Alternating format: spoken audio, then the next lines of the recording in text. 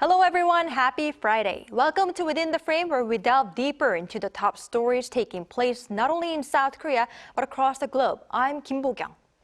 The World Economic Forum's 53rd annual meeting has been taking place in the Swiss town of Davos since January 16th with the theme Cooperation in a Fragmented World. The forum ends on January 20th local time. This was the first time since 2020 that the annual meeting has returned to its tradition, inviting heads of state, business leaders, and academics to Davos in January after the COVID-19 pandemic disrupted recent years. There were lots of key takeaways, and one was President Yoon Suk's special address delivered on Thursday. While lamenting the fragmented global supply chain, he stressed solidarity in making the chain resilient once more. What were other key snapshots at this year's Davos Forum, and how did experts view President Yoon Suk's special address and his sales diplomacy? For an in-depth analysis, we invited Kim Hyun-wook, professor from the Korea National Diplomatic Academy, in the studio with us. Professor Kim, welcome to the show. Thank you. And we also have Lee Joo-ok, member of Executive Committee from the World Economic Forum, on the line through Zoom from Davos. Mr. Lee, thank you for your time. Thank you for having me. All right, first question to you, Mr. Lee. Under the theme of cooperation in a fragmented world, the 53rd annual meeting brought together more than 2,700 people from 130 countries. The event, of course, was packed with big names, but only one G7 leader, the German Chancellor, showed up. And also, some called the event hobnobbing with the global financial elite, while many people were struggling through the cost of living crisis. How would you say Davos 2023 was this year? So thank you again for having me. And at the outset, I do want to clarify that this was indeed the first annual meeting that we brought back to the traditional timeline of January, as well as the traditional venue of Davos. However, we have convened the annual meeting last year in May. It was, for me, also the first time to see the town of Davos, not in the traditional snow-covered mountains. And then also in 2021, in January, we hosted the annual meeting in a virtual format where we had the former President Moon Jae-in also make a speech. But you're right. I mean, it's the first time that we've been able to have the more or less similar kind of look as the previous one, pre-pandemic. And from our side, I think that there's no dispute that the people who we have gathered are actually those that make one of the biggest impact in terms of all the different issues that are currently facing humanity, and those who have the capacity to positively contribute. But one thing that we've experienced in May last year was that there was tremendous warmth in being able to meet face to face for the first time since the pandemic. But then again, we've also experienced a lot of let's say, difference in positions, fragmentations, fractures, if you will. And that's exactly the reason why we thought that, it was really important to have as a focus for this annual meeting in January, rebuilding that sort of basis for cooperation, despite all the fragmentations that we see. And I think, meeting face to face is definitely the best way to do it, although we have really benefited from technology and being able to continue communication throughout the pandemic. I think, those of you who have tried to, build relationships, let alone, build cooperation, virtual connection is probably not the most effective way. Right. I'd like to first focus on President Yoon Suk's special speech and his sales diplomacy that took place in Davos. Now, Professor Kim, President Yoon's speech on Thursday was titled Solidarity in Action, and there he emphasized the way to overcome global challenges is to respect a free trade system based on multilateralism. Now, how do you see this? I think this is a very important and core messages that should be delivered at the World Economic Forum. I mean, the biggest crisis is ongoing. I think the Ukraine war in Ukraine, and also U.S. China competition about how to monopolize global supply chains, and also something related to the current pandemic situations. all these things have been working against a globalized world of economic systems. I mean, from the 1970s and 80s, the world has been pretty much globalized, and the free trade system has been the rule of trade at this juncture. But all these crises have been making all the countries to be focusing on their own interests, which means that global supply chain has been disrupted. And many countries, especially a lot of countries in Europe, especially, for example, Germany and England, many people are experiencing economic distress, and the government does not provide very good solutions about that. So now is the time that global community, international community needs to act in coalition with many countries. So that's the core messages that the President Yoon Suk delivered at the Davos Forum. Right, so it was indeed a great message from President Yoon. Now, Mr. Lee, in terms of tackling the climate crisis, President Yoon Suk actually underlined the importance of nuclear power and clean hydrogen. What level is South Korea at regarding this kind of energy sector, and what is your take on stressing nuclear and hydrogen as a way to mitigate the greenhouse gas emissions? Thank you. So first of all, I want to say that it was a privilege to have such a strong delegation led by His Excellency President Yoon Suk. It was, I think, an important message also to the rest of the world, given the important role that Korea is playing, but also, we hope it will play going forward. And, as to what Professor Kim also alluded to in terms of the fragmentations that we see today, I think it's more important that, Korea has been such a beneficiary, in some ways a role model for, the benefits of globalization, being able to project such proactive outreach to the international community. I think that was definitely a great thing for us. In terms of the renewable energy mix and also, the emphasis that the president made on new technologies, I think it sort of stresses, both the urgency for, countries to achieve their climate goals, and also the challenges that they face in terms of, the energy security and the crisis that we've seen now unravel, especially more with the crisis in Ukraine.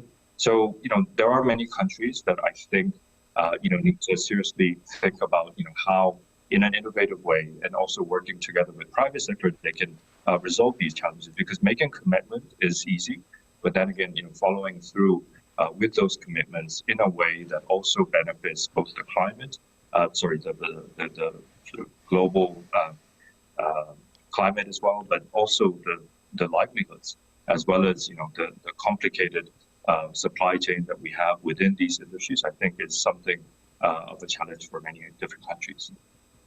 Right. In line with that, Mr. Lee, I'd like to briefly ask you once more. One successful investment promise given to South Korea by Vestas wind system, which is #1 producer of wind turbines, it pledged to invest $300 million to the country and to relocate its Asia-Pacific headquarters to the country as well. How would this contribute to beefing up renewable energy sector in South Korea? So, of course, as a Korean, I also know that there are different energy technologies that are probably not ideal in the case of Korea, given its geography and geographic landscape. However, I think, wind and offshore wind is definitely one viable technology, but at the same time, it requires significant investment. And in that sense, I do believe that the Korean government would welcome such a proactive investment from one of the leading firms. And I think it also underlines the importance of public-private cooperation in realizing further investment as well as further increases for renewable energy in the overall energy mix. It's not a easy task, as I mentioned before. Many countries, I think, are now seriously thinking of how to really build up that roadmap towards reaching net zero. But I think in that sense, what Korea's achieved in here in Davos is definitely a step in the right direction, and hopefully a very positive news. Right. Now, Professor Kim, President Yoon has been continuously stressing his market-driven economic policy direction, promoting South Korea as world-class innovation hub to CEOs from multinational companies. How would you evaluate his economic and sales diplomacy throughout his 8-day two-nation tour? I think the biggest character of Yoon Suk government's diplomacy is that the diplomacy boundary has been extended globally. He flew to NATO meeting, and this time he flew to Davos forum, which I don't think has been, South Korean president has been delivering speech for many years. So I think that's first one. The so-called South Korea to become a global pivotal state, the diplomacy needs to be much broader and much deeper. So that's first achievement, I think. And second achievement, I think more specifically about the UAE and South Korea relations. Now the South Korean forces are deployed to UAE. So South Korea is providing security assurance to UAE. So the two countries' relationship has been pretty much solid. But this time, throughout President Yoon Suk's visit to UAE, I think the relationship has been much broader and much deeper. The more nuclear power plant building, I think, would be possible. And the relationship, I think, has been broadened into many other areas like bio and digital economy and things like that. So throughout this relationship, which has been only a swapping between a security and nuclear power plant, I think more and more, relationship will be broadened. This time, almost a $30 billion investment has been agreed between two countries. So this is a very good incentives that we have gotten from the UAE. Right. Now, shifting gears to some noticeable talking points regarding international issues and politics. Now, Mr. Lee, one notable speech was that by European Commission President Ursula von der Leyen, who outlined the Green Deal industrial plan as part of the EU's efforts toward being carbon neutral by 2050. Now, what does this major clean tech industrial plan include, and what significance do you believe it will have? So, we at the forum have been working very closely with the European Commission to support both the dialogue with the private sector and realizing, the vision that the Commission and all the countries have within the EU to really make, this a strong green transition, but at the same time, enabling EU to be at the forefront of this major transformation. We believe that the plans that the EU Commission have entail sort of altogether 4 pillars, which the EU Commission President has also laid out in the special address. One, of course, is in terms of intensifying the speed and enabling, investments to land and be implemented in an easier way. There are elements that also touch on, realizing the skills that need to be brought in to make this transition possible, but at the same time also enforcing, openness and fairness in terms of trade that enables this green transition. And from our perspective, EU has definitely been, at the forefront, has been leading a lot of the different discussions, not just here in Europe, but also, elsewhere in terms of its partnerships with other partners. And we feel that, it's definitely a sign that, again, highlights the urgency for the goal, but also at the same time, the opportunities that lie ahead in terms of realizing these goals. Right. Since Mr. Lee brought up the issue of fairness in trade, Professor Kim, while showing a firm will to make Europe the home of clean technology, von der Leyen came down on Washington and Beijing for their discriminatory measures, for example, like Inflation Reduction Act. And to rival such an act, the EU is to come up with a Net Zero Industry Act along with Critical Raw Materials Act. Now, what is your take on EU's such stance, and how are these kind of acts going to affect South Korea? I think the European Union countries have been very much coalescent with the U.S. policies. I mean, it was welcoming the Biden government's policies, go together for democracies against China, pressuring China altogether. So I think first time it seems like the European and U.S. were, going in the same directions. But things are a little bit changing because I first thought that the Biden government's policy was to have a bigger coalitions with the like-minded countries. But it seems like now the U.S. is monopolizing global supply chain. It is monopolizing specific industries for the sake of the economic incentives of the United States. So I think the responses from the European Union is something that has been, determined already, I think. I mean, the European Union countries are, having a lot of economic difficulty. They cannot sustain current situations, and should be some policy responses against the Chinese and the U.S. For example, ILA Act means that the subsidy should be only given to countries that are, coalescent with the U.S. policies, and Chinese government funding is input into technology areas. So they're doing their own specific policies to protect their industries. So I'm not sure what other countries would respond because, U.S.-South Korea relationship is very important. It's a very solid, allies together. But it should be a win-win relationship. Right. I mean, if we give something to the U.S., there should be some kinds of incentives given back to South Korea. So how can this kinds of relationship can be sustained in the future? I mean, there should be some other responses by South Korean government towards these kinds of U.S. policies. Right. Well, we cannot actually leave out China in terms of this kind of dialogue. And another piece of big news was that Chinese Vice Premier Liu He and U.S. Treasury Secretary Janet Yellen held a meeting on Wednesday and reportedly had in-depth and candid conversation on various issues. And experts say the meeting was seen as a respite that it would offer a global boost for the economy. Would such a meeting, in your opinion, could really be a priming water for two largest economies to actually cooperate? Well, I'm not really sure. I mean, after the Xi Jinping's, third-term renewal, Chinese diplomatic attitude definitely changed, I think. I mean, last year, Chinese diplomatic, attitude was very hardline against the United States. I mean, Biden government's policy toward China, trying to compete with China and at the same time trying to cooperate with China, that was something that was not acceptable by Chinese government.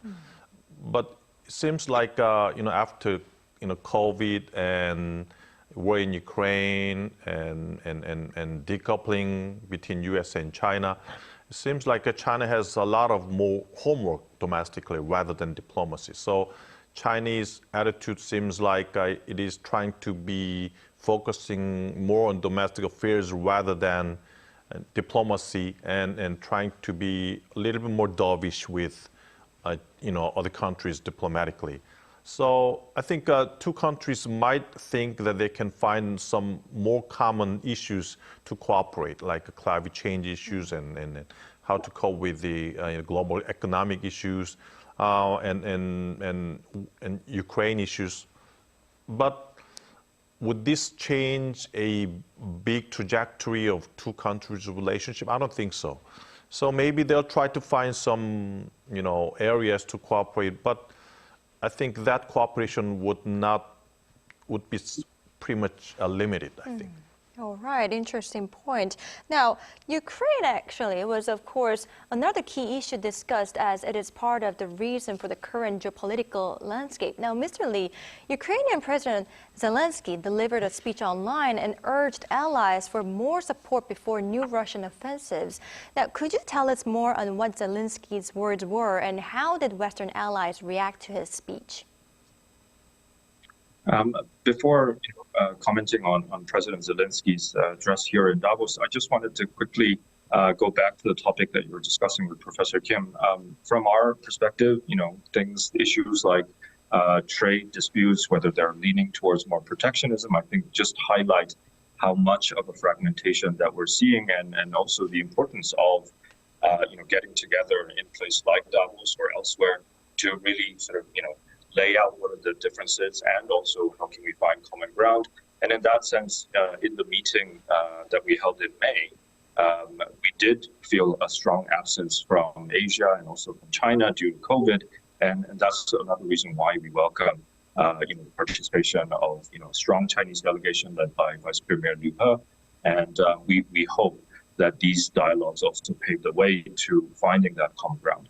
As for President Zelensky's message, I think it was received in a very warm way, especially given the recent tragedy that we've also heard.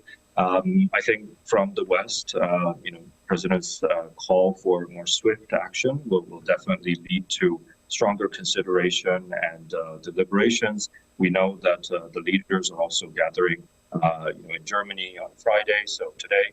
So hopefully there'll be additional actions that we see that would exacerbate the pain and suffering in the people of Ukraine. Right. Now, continuing with the Ukrainian war issue, Professor Kim, there was a view from a former U.S. Secretary of State, Henry Kissinger, and he said Russia must be, at some time, given an opportunity to rejoin the international system, and the dialogue between the West and Russia should continue to avoid the destruction of Russia as a state. Now, could you elaborate more on his view, and what is your takeaway on this? I think Putin's expectations about the war in Ukraine is,